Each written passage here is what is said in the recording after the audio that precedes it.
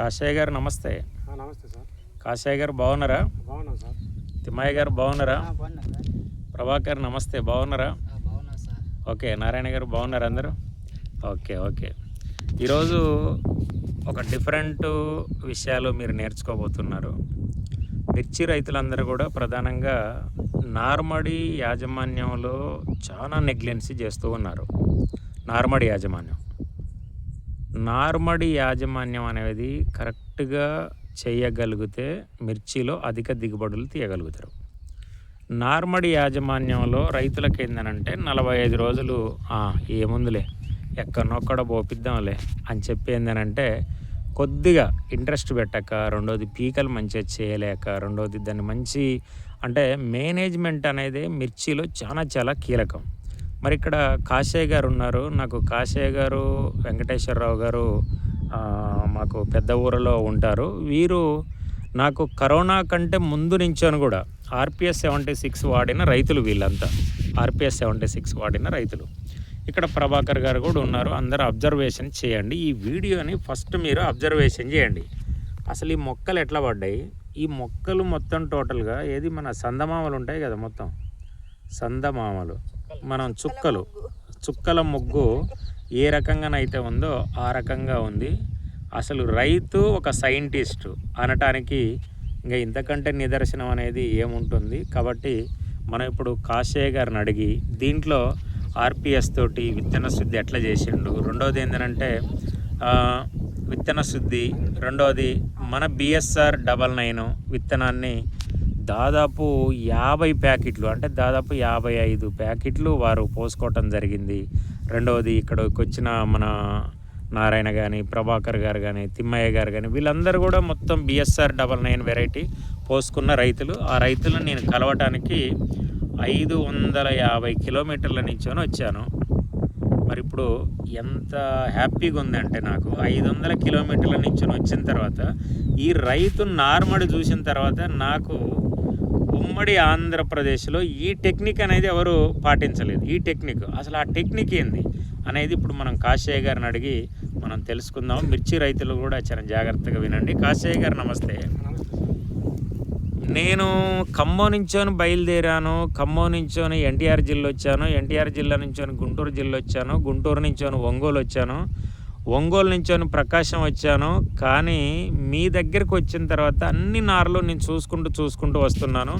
అందరూ విత్తన శుద్ధి చేసిండ్రు, అందరూ మంచిగానే జర్మినేషన్ ఉంది. కానీ ఎదుగుదల కొంతమంది తక్కువ ఉంది, కొంతమందిది డిఫరెంట్గా నీళ్లు కొన్ని ఏరియాలలో ఆగుతున్నాయి.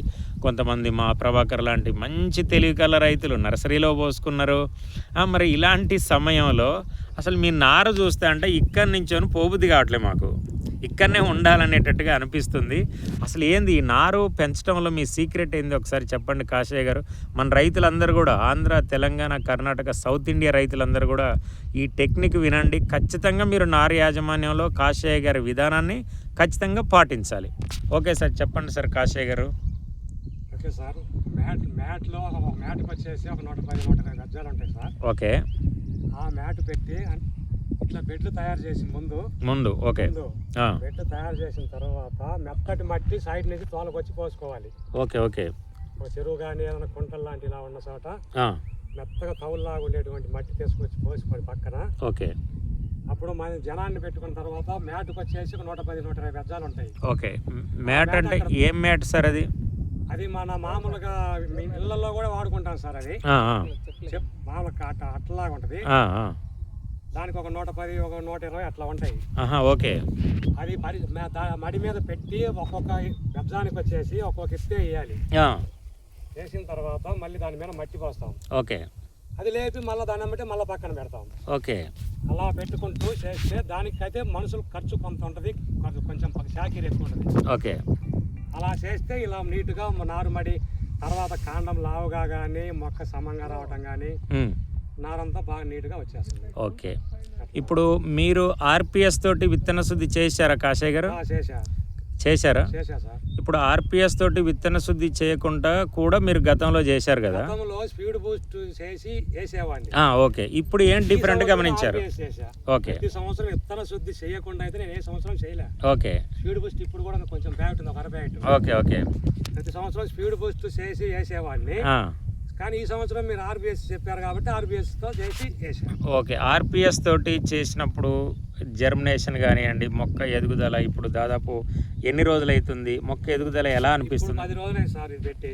10 రోజుల లెక్క లేదుగా, మాకు 15, 16 రోజులు, 17 రోజుల లెక్క 10 రోజులైంది. ఉంది. ప్రభాకర్ గారు చెప్పండి, నారు మన ఆర్పిఎస్ తోటి విత్తన శుద్ధి చేయటం, మన విత్తన జర్మినేషను, కాశయ్య గారి యొక్క విధానం, ఇదంతా కూడా మీరు చూస్తుంటే ఏమనిపిస్తుంది ప్రభాకర్ గారు?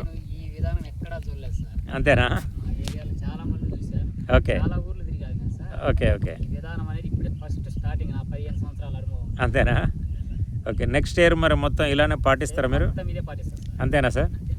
ఓకే, మీకు ఎలా అనిపిస్తుంది సార్ నార్మడి?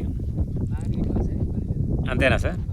ఓకే ఓకే, జర్మినేషన్ ఎలా అనిపిస్తుంది ప్రభాకర్ గారు? 100% వచ్చింది సార్. అంతేనా సార్? మనకన్నా కూడా దాంట్లో పెడితే మనకి 80-90 అవును అవును. దీంట్లో మటుకు 100% వచ్చింది సార్. ఓకే, ఇది రైతు యొక్క సక్సెస్ స్టోరీ. ఇది నార్మడి యాజమాన్యం. ఇదంతా కూడా చూడండి, అసలు అద్భుతమైన నారు అనేది మనకు కనబడుతూ ఉంది.